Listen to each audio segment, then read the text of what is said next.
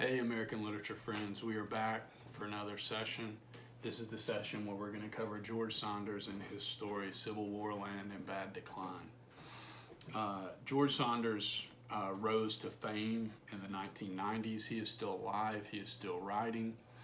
He teaches at Syracuse University in upstate New York, if you know that university in that area. He really rose to popularity with the book Civil War Land in Bad Decline, which came out in 1996. And as you can probably guess, this is the title story from that book. He is most famous now for his novel, Lincoln in the Bardo, which is about the death of Abraham Lincoln's son. And then another story of his that came out in 2013 called The 10th of December, another collection of stories. He is mainly famous for writing these sort of wild, absurdist, magical realism short stories. He is also, what he is most known for is satire, which is the coarse terminology that I want to call your attention to begin with. Satire is a comic work that blends a critical attitude with humor and wit. So you get this criticism or critique of some aspect of society, but it's made in this funny way, in an attempt to improve human institutions or conditions, to make people think about the silly or dumb things that they're doing, or to call attention to problems in institutions like government or corporate business. You can see that this story is very clearly focused on making fun of like corporations and the way they're focused on profit and will do anything to profit. The man who owns CivilWarLand is very clearly this representative of anything is acceptable as long as it makes the business make a profit. Often an attitude, style, subject, or behavior is made to seem ridiculous. So the social attitudes or social beliefs or social trends are made to seem silly. But satirists attempt not to tear down, but to inspire remodeling or revising. They're not trying to tear something apart or break things down. They're trying to inspire people to rethink or revise or remodel the way they act or social institutions. Satire is not a personal attack. That's really important. It's not some attack on a single person. It's an attack on trends or behaviors or something like that, on larger social systems. It's not simply abusive language, and it's not sad or depressive. It tends to focus on foolish behavior and point out how foolish it is. George Saunders, as they tell you in the book on page 1152, there's a sentence here. Saunders is, in the first paragraph, Saunders' ear tunes to the jargon of business management, the platitudes of marketing, the cliches of pop psychology, and the euphemisms that blind people to violence of all kinds. Those are the kinds of things that he satirizes, are business management, marketing, public relations, pop psychology, just these sort of social forces that people act with and are often controlled by. George Saunders was first, you can see in that second paragraph, his father was in the Air Force, and then he became a writer relatively late in life. He graduated from the Chicago School of Mines and worked in the Sumatra oil fields in Indonesia, close to Singapore. But he had one of the most important experiences in his life. He fell very, very sick on his deathbed for several months from swimming in a polluted river while he was working in Sumatra. And when he recovered from that illness, he decided he wanted to become a writer. And then that fourth paragraph, comic writing, this kind of satire that he writes, does not always mean funny writing. He has said that comic for me means that there is a shortfall between what we think of ourselves and what we are. Maybe the most clearly we ever see reality is when it boots us in the ass. That sense of people their lives getting knocked off kilter, getting knocked out of control, people being made to see themselves or made to see some situation for what it really is. In the story reprinted here, one of his most admired, and really the first of his famous stories, Saunders meditates on the issues of racism and war in American history. That's one of the themes that you really get in this story, is the way that we sort of glorify war and romanticize war, when in reality it is this intense, gory, awful violence that we act out. As the Civil War is repackaged as contemporary entertainment, but becomes finally and inescapably real. And that is one of the central devices in this story, is the way that the way that Mr. What is his? He gets called Mr. A. Mr. Sugah in the story, who owns Civil War land, the way that he tries to package the Civil War and turn it into this safe, sanitized theme park, versus the real violence that occurred in the Civil War and the real psychological damage that it did to people, which is clearly represented in this story by the McKinnon family and Mr. McKinnon's PTSD, and the real violence in the real world, which keeps interfering and finding its way into the CivilWarLand theme park, both by the gangs that you get at the beginning of the story, and then their answer to the gangs, Mr. Sugah's response to the gangs, which is Samuel, this real war veteran who has PTSD and who unleashes this out of control violence, just like Mr. McKinnon's violence, 150 years before. And so you get this sort of glossed over, commercialized, packaged version of war versus the real effects of war with Mr. McKinnon, who murdered his entire family, and Samuel, who, once they turn him loose, at least in the beginning, to do some good and get the park under control, once they turn that violence loose, there's no turning it off and there's no controlling it. And ultimately it gets the narrator of the story killed. This is a complex, complicated story, but often what you have to do in George Saunders stories is track when the story takes these wild, unexpected turns. What you often get in George Saunders stories are this sort of things are going along in this realistic mode, and then something magical, something wild, something super unexpected happens, like there's a family of ghosts or something like that. The first paragraph sets up the gap between reality and history, that sort of gap between the theme park and the real experience that happened in history. Because whenever a potentially big, and this is on page 1153, first paragraph in the story, whenever a potential big investor comes from the tour, the first thing I do is take him to the transplanted Erie Canal lock. We've got a good 90 feet of actual canal out there and a well-researched dioramic of a coolie campsite.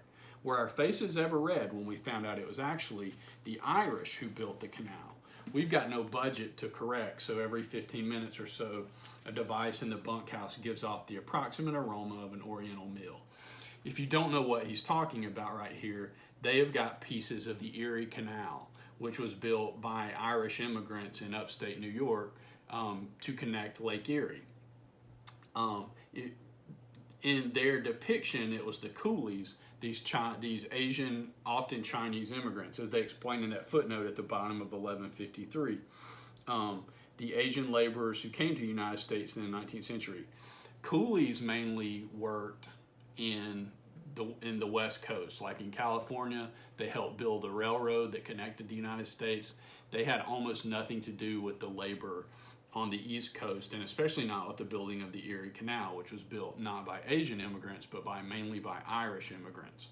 And so what you get right here is this sort of distorted, sanitized version of history that the theme park presents, which is not connected to real historical fact at all. And that is a central idea in this story, that disconnection between the version of history that is packaged in theme parks and the real realities of history, whether they're war or these immigrants working for these low wages on this sort of back-breaking labor projects like digging the Erie Canal or building the railroads.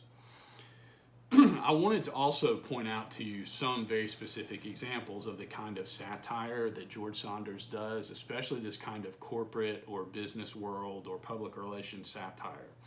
The first of those is on page 1153, that Burn and Learn. Today, my possible historical reconstruction associate is Mr. Haberstrom, founder of Burn and Learn. Burn and Learn is national.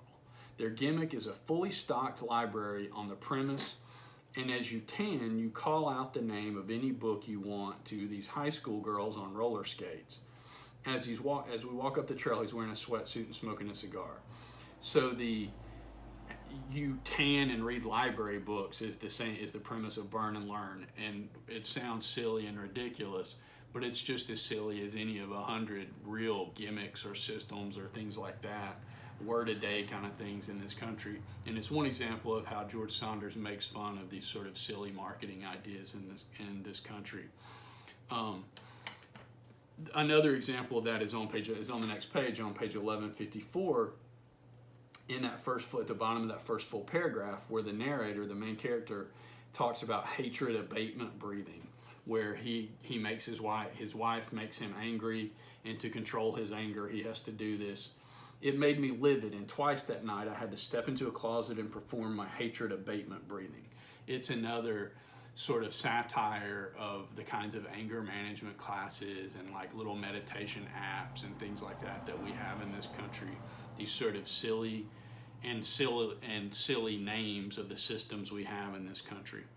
A third example of that is on page 1155, which is the Desperate Patrol. Again, in that first full paragraph on 1155, I report back to Mr. Sugah, and he says Quinn may not be much, but he's all we've got. What he suggests we do is equip the Desperate Patrol with live ammo and put Quinn in charge. The Desperate Patrol limps along under floodlights as the night's crowning event. We've costumed them to resemble troops who've been in the field too long. We used actual Gettysburg photos. And so what you get is this parade at the end of every day at this theme park. You know, it's the parade, it's the big event that ends the day, and it's made to be this sort of happy event. But in reality, the Desperate Patrol in the actual Civil War would have been these horrified, these starving, exhausted, clothes falling off of them, often no-shoes soldiers. But what you get in the theme park version of it is this sort of sanitized, glossy version of history, of one of the darkest, most depressing kind of conditions soldiers could have lived in back then. So that gives you three examples of the things that he satirizes: the sort of silly corporate programs and silly apps and pop psychology that we use, and the sort of theme park glossing over of the sort of horrifying or awful parts of history, like these soldiers who are essentially starving and have worn out their shoes and clothes and exhausted from combat. I want to kind of also, one of the things that gets set up early in the story is Mr. Sugah, and this description of him, to flip back a page on 153, is this description of him as a self-made man. That is, Mr. A is another self-made man. It's at the bottom of 1153. He cashed in on his love of history. That idea of cashing in and taking something that you love and turning it into profit, but then becoming obsessed with profit and doing anything to make a profit, including turning loose this murderer in the park, and eventually his final plan is to burn the park down and collect his insurance money. And so what starts out as this love of history becomes this love of money and this greed that overwhelms everything. By conceptualizing CivilWarLand in his spare time, he started out with just a settler shack and one Union costume, and now has considerable influence in Rotary. And so his love of Civil War and the reality of the Civil War gets monetized into this sort of corporate vision that sanitizes everything and turns into his straight up greed for profit that overwhelms everything and makes any kind of behavior acceptable, even murder, which they eventually cover. They cover up several murders just to keep the park going. And the main character, the narrator, is sort of caught up in that. He hates what they're doing. He's at first afraid of what they're doing, then hates what they're doing, but he can't quit because he needs this job. He has a family, he has to keep providing for them, and so he is sort of at the mercy of this sort of corporate greed machine. That is, you get a taste of that on 1153 and 1150. On 1153, the last thing I need is some fat guy spit on my tie. I think about quitting. Then I think about my last degrading batch of resumes. 200 send-outs and no nibbles. So he's tried to quit at CivilWarLand before, sent out 200 resumes, got nothing. And so he knows he's sort of stuck in this job I think of how much Marcus and Howie loved the little playhouse. I think of my car payment I'm still paying off. Once again, I decide to eat my pride and sit tight. And again, one of those situations, workers in the United States are forced to do demeaning things and swallow their pride and sort of suck it up with often either difficult or demeaning jobs because they've got bills, they've got responsibilities, this sort of working to sustain yourself behavior. What is next on here that we need to get to? The other thing, the first, I mentioned already that combination, that collision really of you have a theme park all about Civil War, but what it does is gloss over the horrifying violence of the Civil War and the danger and the sort of human costs of war, and instead it turns it into this sort of happy Disney. It's almost like the Disney World of the Civil War. And the first interruption to that is you get some real violence, the kind of real violence that the park has sort of sanitized out of the Civil War, but you get it with the gangs, which is you get the gangs in the park at the top of 1154. Mr. Sugah believes the solution to the gang problem is teen groups. I'll tell him that's basically what a gang is, a teen group. Several times in this story, the gangs attack things. On the very first page, they've spray painted things on the Erie Canal lock, on the side of the dam that they've got there. There's a scene in here where they attack this event that a family is having, which is when Samuel comes in and kills him. They kidnap one of the employees, Ned Quinn, and physically abuse him, which is their first solution to trying to deal with the gangs is giving Ned Quinn live ammunition. That's on 1155, 1156. That doesn't work because Ned Quinn is too passive. He's not the kind of guy who can take charge, and that's one of the central ideas in this story and this may be one of the darkest ideas in this story, there are really only two kinds of people in this story, especially two kinds of male characters. There are people like Samuel and Mr. Sugah who are these sort of willing to do whatever needs to be done, which is good and which is useful. At the same time, that kind of type A personality, this story shows the dark side of it. You get Mr. Sugah's greed and Samuel's violence, this sort of, it's good to be that kind of type A personality who will do whatever needs to be done to get something accomplished.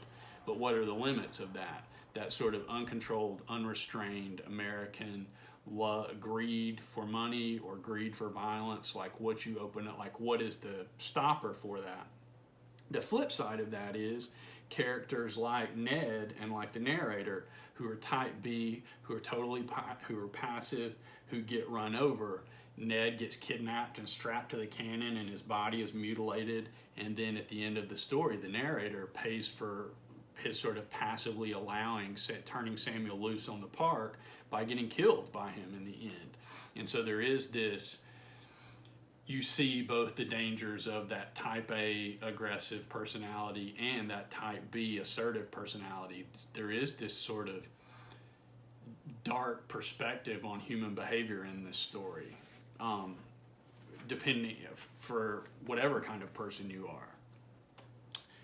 You see that Ned on 1156 and 1157, he can't solve. They try first by giving live ammunition to this character Ned, but he's too passive that he can't get it done. You see on 1156 and 1157 some of the problems of sort of modern American society, like these lawsuits that are and bad media that are threatening the park. And then at the bottom of 1157, you get one of those kind of terms like I was talking about, where George Saunders brings in this fantastical, magical element, which in this case is the park was built on this real homestead site of this family where the dad was a soldier in the Civil War. And they mention, I believe it's on page 1157, that the father served, Mr. McKinnon served at Antietam. If you're not familiar with Antietam, it was one of the most bloody, violent battles in the Civil War. So even early in this story, the story's setting you up for this grim, gruesome situation with Mr. McKinnon. because both he and Samuel very clearly have what we would now call PTSD, some kind of post-traumatic stress from the combat experiences that they've lived through. Mr. McKinnon in the Civil War, Samuel in Vietnam. You get that description on 1158 of the introduction of the McKinnon family, especially the treatment of women and Mr. McKinnon's attitude about disrespectful kids right there at the bottom of 1158. And then right after you get the McKinnon family, you get Samuel. Just after lunch, at the bottom of 1158, just after lunch, next day, a guy shows up at personnel looking so completely Civil War, they immediately hire him. His name's Samuel, and he doesn't say a word going through costuming. And at the end of the day, leaves on a bike. The introduction and the setup of Samuel is sort of important because he has all this darkness in his past and his experience as basically a war criminal. On 1159, Sylvia's federal sources indicate that Samuel got kicked out of Vietnam for participating in a bloodbath. Samuel, though, when you first meet him in the story on 1158 and 1159, is not acting badly. He's relating to people. He's talking about baseball. He's churning butter. You know, he's doing these sort of harmless, participating in the activities of the theme park. It is when Mr. Sugah turns him loose and gives him permission to act out this violence. So what you get is this toxic combination of his PTSD and predilection for his tendency for violence combined with corporate greed trying to harness it and put it to use that really turns him loose and unleashes this horror on the park. Thursday, after we've armed Samuel and sent him and the patrol out, I stopped by the worship center to check on the Foley baptism. So they're having this event in the park where this baby's getting baptized. This is where you first see Samuel in action. You get this combination of the gang's violence and Samuel's violence, and Samuel overrules the gang. The gang comes in and attacks the family that's baptizing their baby, but then Samuel kills several of them, and the word on 1160, word spreads on Sam, and the gangs leave us alone. And so the narrator and Mr. Sugah's plan to harness Samuel's violence and use it to solve this problem with the gangs that they've been having works at first. The gangs leave us alone. For 2 months, the park is quiet. Revenues start upscaling. Again, this sort of you get this sort of corporate greed, capitalistic sense that the murder of these few gang members is worth it because revenues start going up, and that's just the cost of doing business. The price of doing business is this sort of accepting that we may need to shoot these kids, these gang members, every once in a while. What you get at the bottom of 1160 and the top of 1161 is the first hint that there's a danger to this, that Samuel is out of control, where the kid steals a little bit of candy and Samuel cuts off his hand and leaves his hand on the narrator's desk and is like, I'm solving problems. When I finish the evaluation, I go back to my office for lunch. I step inside, turn on the fake oil lamp, and there's a damn human hand on my chair holding a note. All around the hand, there's penny candy. The note says, "Sir, another pig disciplined who won't mess with us anymore. Also, I need more ammo." It's signed, Samuel the Rectifier. I call Mr. A and he says, "Jesus." Then he tells me to bury the hand in the marsh behind refreshments. I say, "Shouldn't we call the police?" He says, "We let it pass. We let it pass when it was 6 dead kids. Why should we start getting moralistic now over one stinking hand?" I say, "But sir, he killed a high schooler for stealing candy." He says, "That so-called high schooler threatened Fred Moore, a valued old friend of mine, with a knife." "A butter knife," I say. He asks if I've seen the droves of unemployed huddled in front of personnel every morning. And so what you get here is this clash between this morally unacceptable violence and the corporate greed of Mr. Sugah, combined with the narrator's basic need to stay employed, and his willingness. Mr. Sugah is willing to sort of cover this up because, hey, the park's running smoothly, they haven't had a problem with the gangs anymore, profits are up. And the narrator is willing to go along with it and cover it up because he needs this job. He doesn't want to be one of these people waiting in the unemployment line. And so even though he finds this, disgusting and awful, really problematic, he's like, all right, I'll do what the boss says. And so you get this combination of aggressive capitalistic greed combined with this sort of passive, people need jobs, people need to work, and what it does is excuse this episode of violence. That is, you right in that same section in the middle of 1161, as I'm digging, Mr. McKinnon glides up. He gets down on his knees and starts sniffing the sack. He starts talking about bloody wagon wheels and a boy he once saw sitting in a creek slapping the water with his own severed arm. He tells how the dead looked with rain on their face, and of hearing lunatics singing from all corners of the field of battle, and of king-size rodents gorging themselves on the entrails of his friends. It occurs to me that the mister is a loon. What happens right here is this PTSD violence committed by Samuel triggers this sort of PTSD in Mr. McKinnon and turns loose what you get at the end of the story, which is him acting out how, because of his PTSD and sort of nervous breakdown caused by his Civil War experience, he murdered his whole family. And so what Samuel's violence and Mr. McKinnon's violence sort of complement each other or play off of each other in this story. And the suggestion there is that war is not a thing you should make theme parks about. But America and capitalism, anything you can capitalize on, even the most horrifying human experiences like mass death and war, they will try to turn it around and turn it into some profitable experience or business or something like that. You get that even more in that paragraph at the bottom of 1161. As I pass a sewer cover, the Mrs. rises out of it, Mrs. McKinnon. I see the mister enthralled by blood. Seeing the mister enthralled by blood, she starts streaking and howling to beat the band. When she finally calms down, she comes to rest in a tree branch. Tears run down her see-through cheeks. She says there's been a hard, violent seed in him since he came home from the war. She says she can see they're going to have to go away. And then you get the last section. Once you get to the Halloween section, you're sort of on the home stretch of this story, because what happens is the narrator takes his own two kids to the park for their sort of Halloween thing, like so many theme parks, like Six Flags and Disney World, have these sort of seasonal things like Halloween and Christmas and stuff like that. Marcus is a rancher and Howie's dressed up as an accountant. The kids have their Halloween costumes. Unfortunately, at the bottom of 1162, Samuel sees, while they are going through the park, Samuel sees what he thinks is another gang. Gangs, I yell to the boys, get down. I hear a shot and look up, and there's Samuel standing on a stump at a tree line. Thank God, I think. He lets loose another round, and one of the teens drops.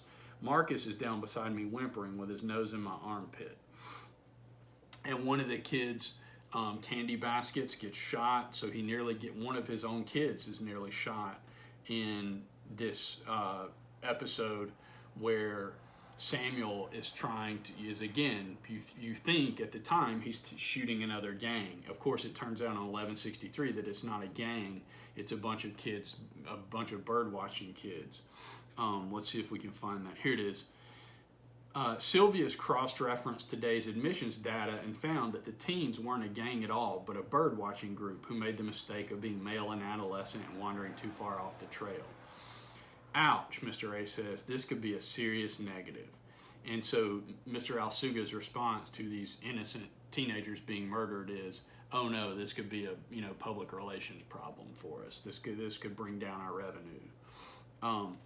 Of course, when the narrator calls his wife and tells him what has happened, she comes to get the kids, and at the bottom of 1163, he comes home and his wife has left him for allowing this to happen and allowing the kids to be exposed to this kind of violence. She leaves him a note that says, I could never forgive you for putting our sons at risk. Goodbye forever, you passive flake. Don't try to find it. So the narrator's big flaw is not the kind of violence that Samuel has or the kind of greed that Mr. Al-Sugah has. Is this sort of passive acceptance of both of those awful behaviors. Like an idiot, I run out in the street. And then you get the last page and a half on 1164, where Mr. Sugah straight up tells the narrator exactly what he thinks of him. In that first full paragraph on 1164. When I get there, he's sitting in his office, half crocked. He tells me we're unemployed.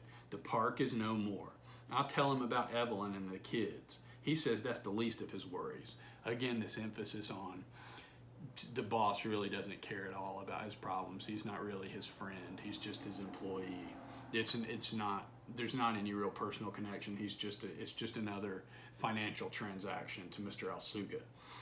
He asks if I have any savings he could have, and I say no.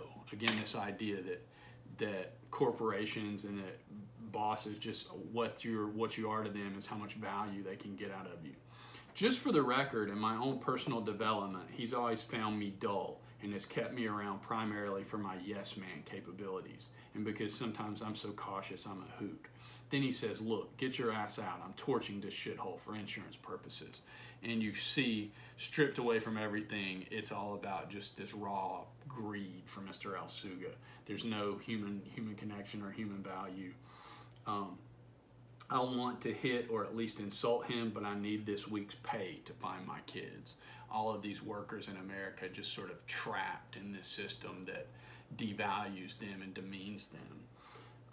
And then to cap off him being insulted and being fired and CivilWarLand going out of business, he starts to leave CivilWarLand, and you see the whole McKinnon family acting out this sort of horrifying scene of their death, where because of his PTSD, Mr. McKinnon killed the whole rest of the family. And then right there at the very end, he runs into the ghost of the kid who stole the candy, the hand that got left on his desk. And the kid says, I'm going to help you. We're going to get out of here. Unfortunately, as they are trying to escape, Samuel catches the narrator, and the violence that he helped unleash and that he helped cover up finally kills him there on page 1165, where Samuel comes for me with a hunting knife. Don't take this too personal, he says, but you've got to go. You know a few things I don't want broadcast. I am madly framing calming words in my head as he drives the knife in. I can't believe it. Never again to see my kids. Never again to sleep and wake to their liquid high voices and sweet breaths. Sweet Evelyn, I think I should have loved you better. And what you get right there at the end is the narrator, because of his sort of passive acceptance, both of Mr. Sugah's greed and Samuel's violence, he pays the price for it at the end. He gets this sort of everything taken away from him. He pays the ultimate price, his job, his family, and then finally his life is stripped away in this sort of demeaning, dehumanizing experience, because he just sort of passively accepted all these awful things that happened. And so what you get is this person, the narrator, who is trapped in the desire not to just be unemployed and lose everything, and because of that sort of passive acceptance, in the end he loses everything, including his life. And so it is this satire of a lot of things in American culture, like corporate greed and our sort of propensity for guns and violence and things like that. Those are the kinds of themes that George Saunders comes back to over and over again, as these sort of satires of these what he sees as flaws in American culture, like the sort of silly pop psychology that we fall into, like hate abatement breathing, the sort of corporate greed that dominates so much of the country, these sort of systemic, large-scale problems that he sees as forces that dominate and control American life. Like I said, George Saunders is still alive. You see him right there. He is still alive and writing, and a lot of his stories, like I said, come back to these same ideas that he was already working with in his first book and in this story. If you have questions about George Saunders, be in touch with me. You can see in the Saunders response topic, let's look at it for just a second. The introduction to this story is it talks about a shortfall between people's expectations and perspectives and reality. And we talked about those kinds of gaps and shortfalls here in this video. Between the theme park and the realities of the Civil War, there's a gap between the theme park presentation of history and the realities of history and war. Between what the narrator and manager expect from Samuel and how he actually ends up acting, they think Samuel's going to solve their problem with the gangs. Unfortunately, it turns loose an even worse version of violence that ends up costing them everything. And between simulated violence and real violence, such as the blanks versus the live ammunition and the Parks guns, explain how those kinds of gaps, those kinds of shortfalls between expectations, between reality and the sort of presentation of it, explain how those kinds of gaps are important in the story and how the story shows those gaps and then closes them, often with terrible results. What you get at the end with Mr. McKinnon and with Samuel is the reality of the kind of violence of the Civil War gets acted out in the shooting of the teenagers. And it's often teenagers and young adults who are serving in these wars. And the reality of the narrator needing this job versus how Mr. Sugah finally treats him and tells the truth about how he really feels about him at the end of the story. Think about those gaps and how the story shows them and then closes them, often in these really painful, problematic, violent ways. If you have questions about George Saunders, if you have questions about this response paper, questions about satire, be in touch with me, email, whatever is useful to you. And otherwise, thank y'all for your time, and I'll see you next time for our next session.